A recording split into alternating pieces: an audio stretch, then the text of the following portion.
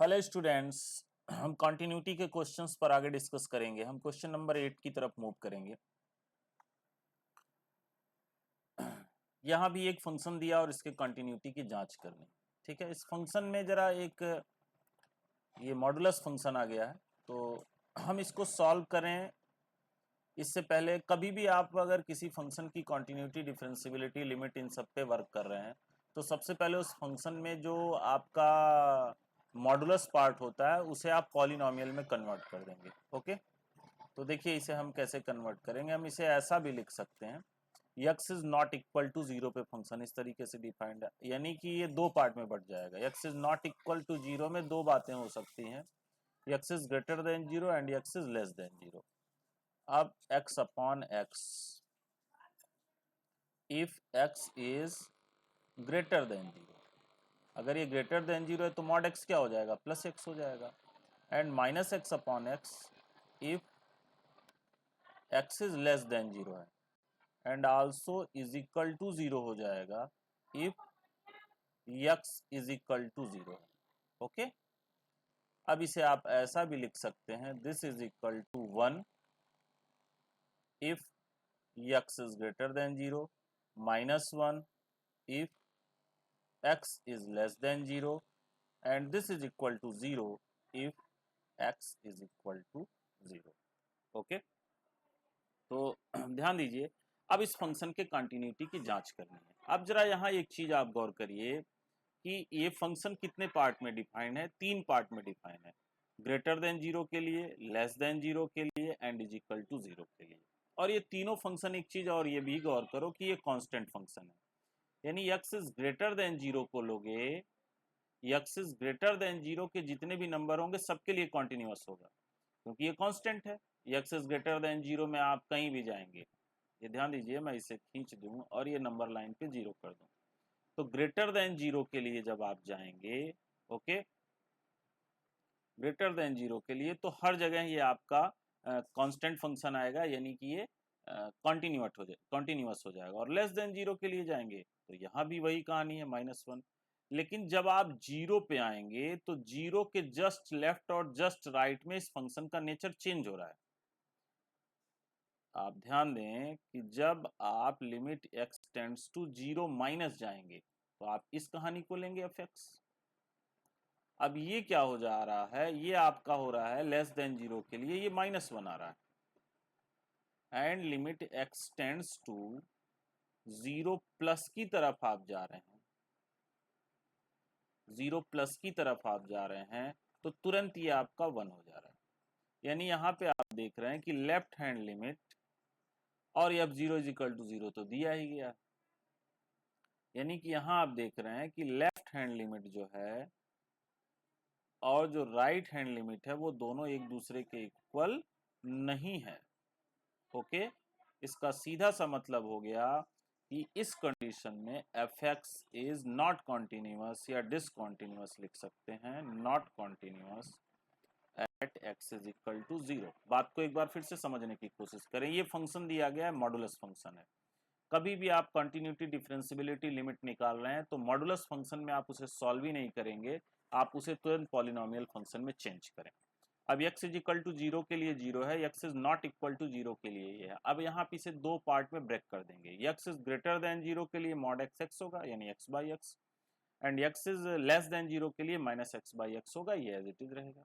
यानी greater than zero के लिए वन, लेस देन जीरो के लिए माइनस वन, और जीरो के लिए जीरो ही रहेगा। अब जरा देखो, जीरो से बड़ी जितनी भी वैल्यू होंगी, 1 2 3 4 5 6 7 8 9 10 जितने भी वैल्यूज होंगी सभी के लिए फंक्शन कॉन्टिन्यूअस होगा, और x से छोटी जितनी भी वैल्यू होंगी सभी के लिए फंक्शन क्या हो जाएगा, कॉन्टिन्यूअस होता चला जाएगा, क्योंकि कांस्टेंट फंक्शन है। लेकिन जो ही आप जीरो पे आएंगे तो जीरो के लेफ्ट में फंक्शन आपका है माइनस वन, जीरो के लेफ्ट में जो एफ एक्स है वो है माइनस वन, और जीरो के राइट में जो ही आ रहे हैं फंक्शन आपका है प्लस वन।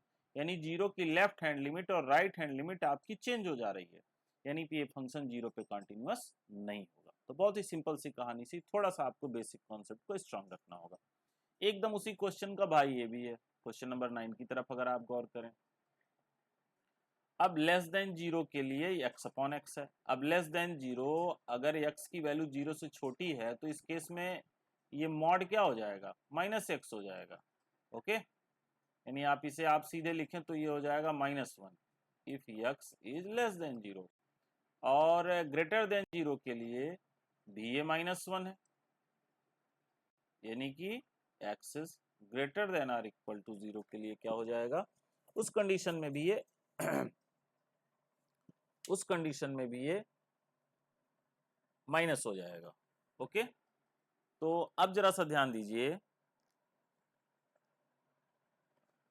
कि यहां पे आप गौर करो कि आप x से लेफ्ट में जा रहे हो, 0 से सारी वैल्यू के लिए तो ये -1 होगा, कॉन्टिन्यूअस होगा, और 0 से बड़ी सारी वैल्यू के लिए माइनस होगा, कॉन्टिन्यूअस होगा। बट जब आप 0 पे जा रहे हो, ओके, तो 0 के लेफ्ट में भी आपका फंक्शन f(x) क्या है, ध्यान दीजिए, लेफ्ट में भी आपके f(x) क्या है, -1, और राइट में भी 0 के जा रहे हो तो क्या है, -1, और 0 पे भी ये क्या है, 0 पे भी ये आपका -1 है। यानी यहां आप देख रहे हैं x tends to 0 minus f(x) is equal to x tends to 0 plus f(x) is equal to क्या हो जा रहा है, f0 हो जा रहा है, that is equal to -1।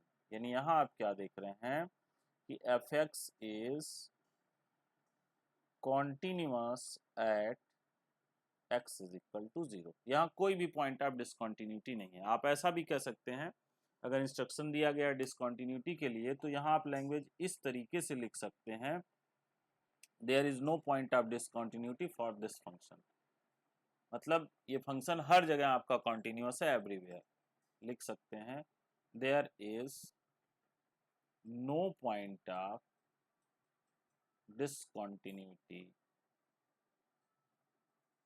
For this function f(x).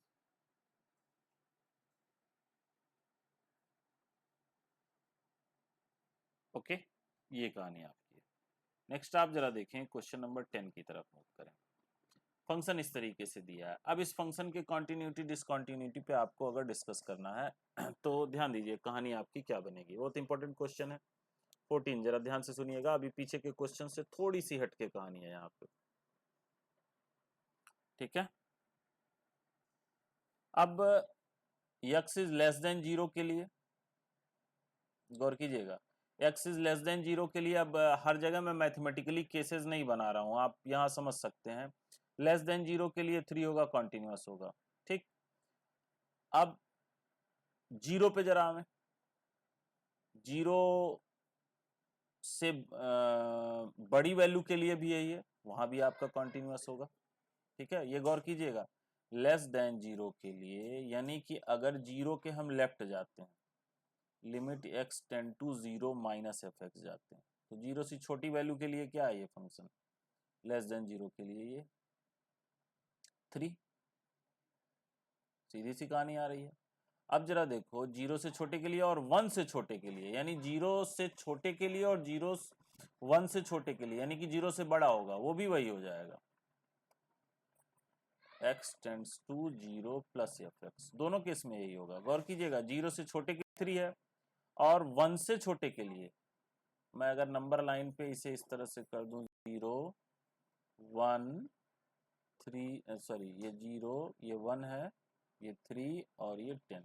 गौर करो, 1 से छोटी वैल्यूज के लिए 3 है, ओके, 1 से छोटी वैल्यूज के लिए 3 है, सॉरी 0 से छोटी वैल्यूज के लिए 3 है, जोड़ी से छोटी वैल्यूज, और 1 से छोटी वैल्यू के लिए, 1 से छोटी वैल्यू मतलब 0 से बड़ी, तो दोनों केस में 3, यानी कि 0 पे ये क्या होगा, कॉन्टिन्यूअस होगा।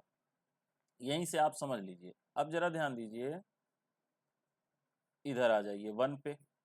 अब 1 से छोटी वैल्यू के लिए ये 3 है, 1 से छोटी वैल्यू के लिए ये 3 है, और 1 से बड़ी वैल्यू के लिए ये 4 हो जा रहा है, मतलब इधर लेफ्ट हैंड लिमिट आपकी 3 आएगी, limit x tends to 1 minus अगर आप लेंगे f(x) तो क्या दिया गया, ये देखो 1 से छोटी वैल्यू के लिए 3 आ रहा है, and limit x tends to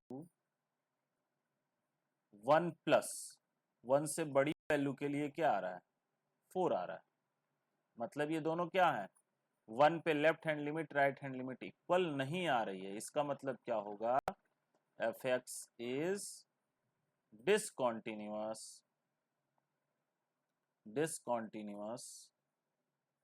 eight x is equal to 1।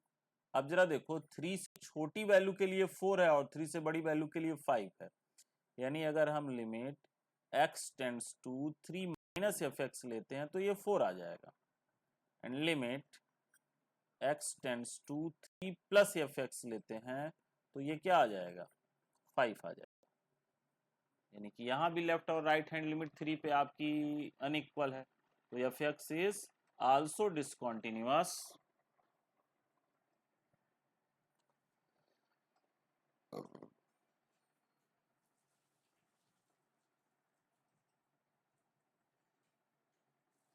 Just wait, थोड़ी सी स्क्रीन आपकी हैंग कर रही है।